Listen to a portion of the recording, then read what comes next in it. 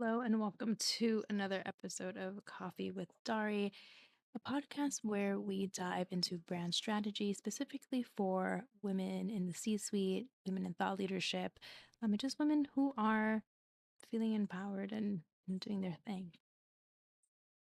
Today, I want to talk about your brand beyond work, and that's using visibility to shape lifestyle, legacy, and influence. And when I talk about brand strategy, this is what I am talking about. Sorry, I am outside. I put bug balm on, but they love me too much. Okay, sorry about that. So, when I talk about brand strategy, I'm always thinking about big picture. And that's what I love to do. That's my zone of genius is taking you beyond what you're doing now and thinking about what your dream really is, what that big picture is. Because some of us really want to just excel at our careers, and that's fantastic. But some of us want to do a little more. Or maybe you've already achieved all the things that you want to, but you know that there's more. Maybe that's speaking engagements. Maybe that's diving more into something like philanthropy. There's many dreams that we can go after and have. And so when I started diving into brand strategy and personal brand strategy, that's what I really wanted to focus and concentrate on is beyond what you're doing now, what can that lead into? So your career is one chapter, but what is that bigger story? So let's start with beyond 9 to 5, expanding what visibility can do for you. So, visibility doesn't just elevate your current role, it really opens the doors for new lanes. And I'm sure you've heard me say this a bunch, but we're talking about speaking engagements, advisory roles, partnerships, book deals. There's so many different ways you can go when it comes to, sorry, the bugs, when it comes to where your visibility can take you. So, your visibility becomes the bridge between your expertise and your next evolution.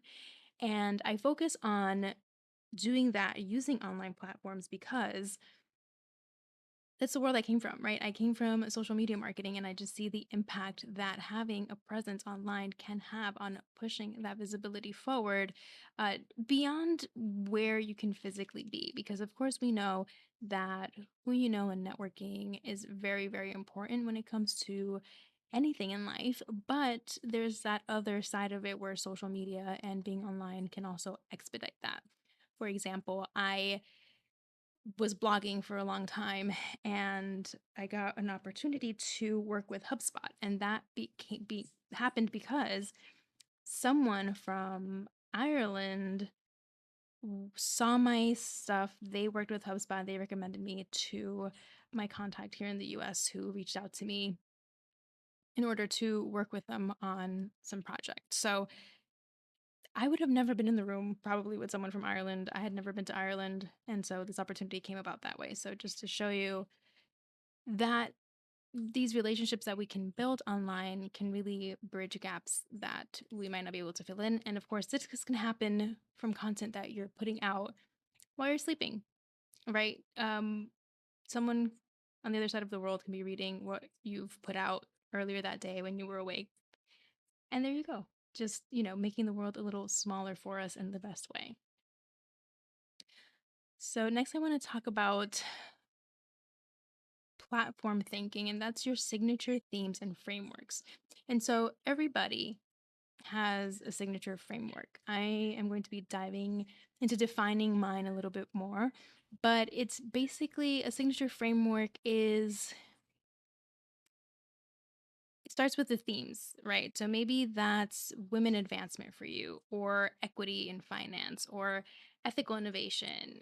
I want to teach women how to use online platforms to expand their world. That's what I want to do. So, what is that for you?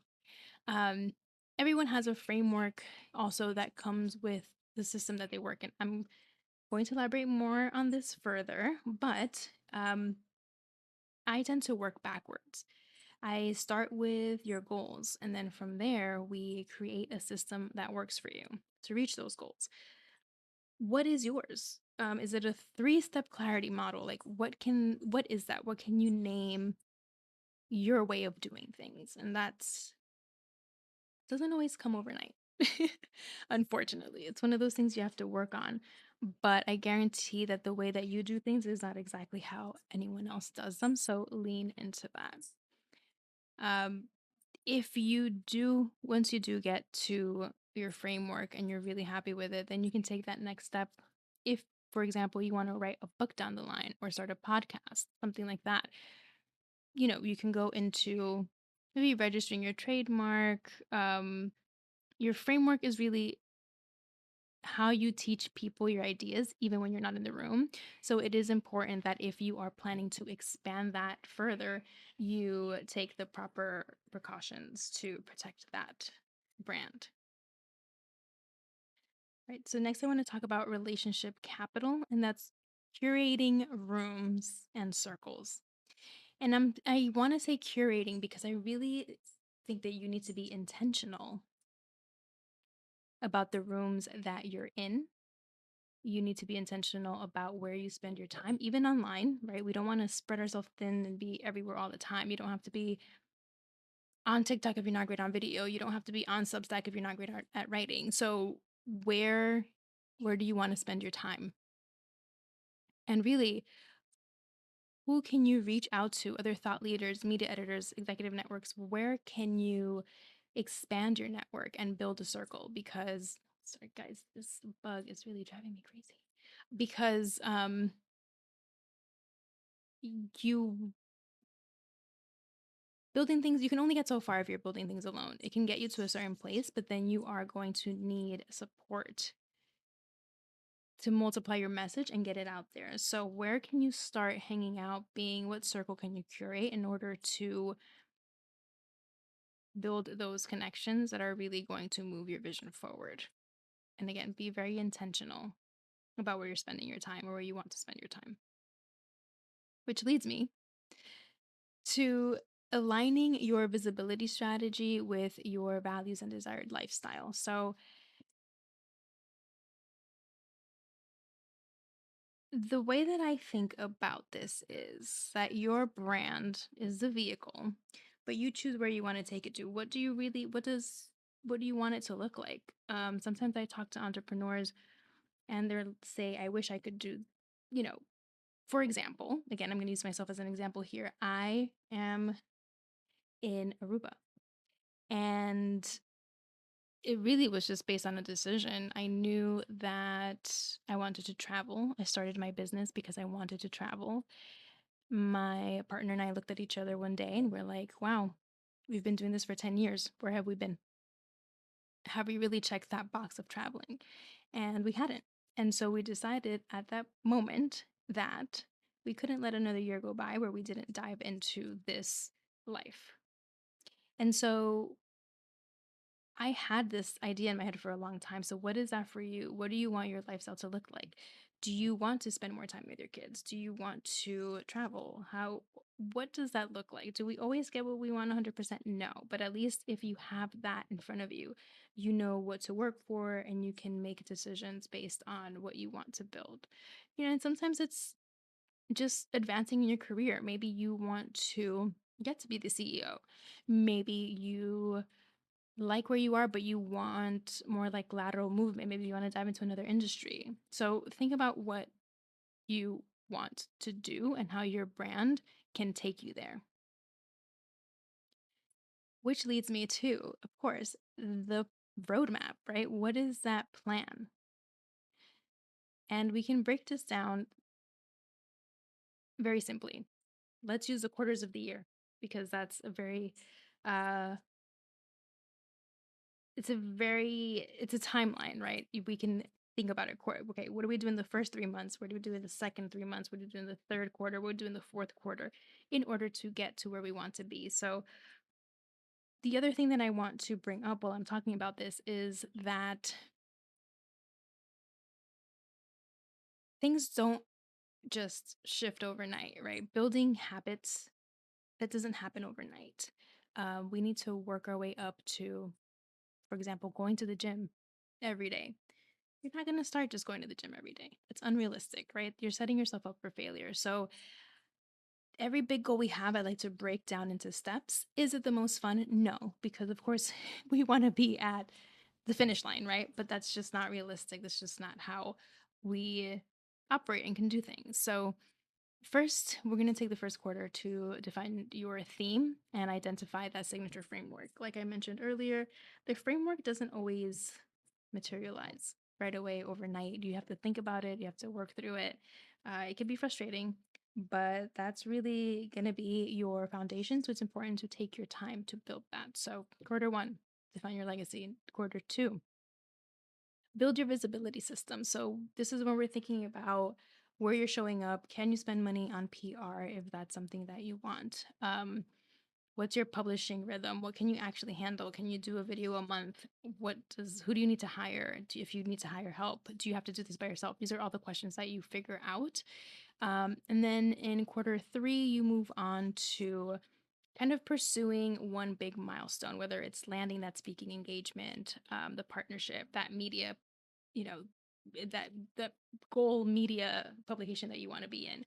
Um, that's what you focus on in quarter three. So you start to put content out there to push you towards that. And then in quarter four, you can package your intellectual property, whether that's a digital product, start putting your consulting out there. Maybe it's actually putting your resume out to that role that you want to be in.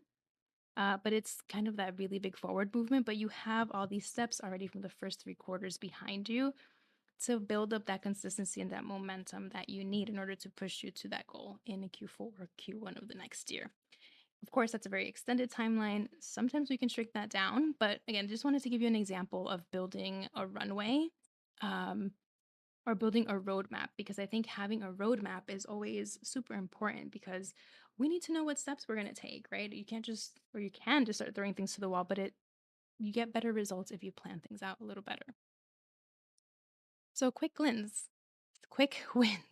your homework. Try to name your legacy theme. So, that's your one message, the thing you want to shout from the rooftops. Next, outline your. I don't want to hold you to like write a book, but what is it that you can talk about all the time? And that's a little different than what we just talked about, because there's that theme and then there's like the topics that you want to talk about within that theme. So work those out.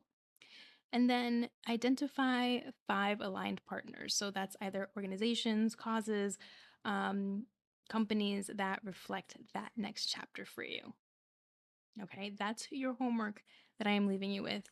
And if you are ready to start building a personal brand that doesn't just elevate your career, but expands your life, you can start with my free masterclass. It's called 3 Steps to Build a Personal Brand that positions you as a leader online. So, again, we're using online platforms, social media, website, blog to push you and build that foundation of what you really want to build. But if you really are ready to just dive deeper than that, we can always sign you up for a VIP strategy session with me. So I will see you around. Best of luck. Send me a message if this resonated with you, and I'll see you next time on Coffee with Dari. Bye.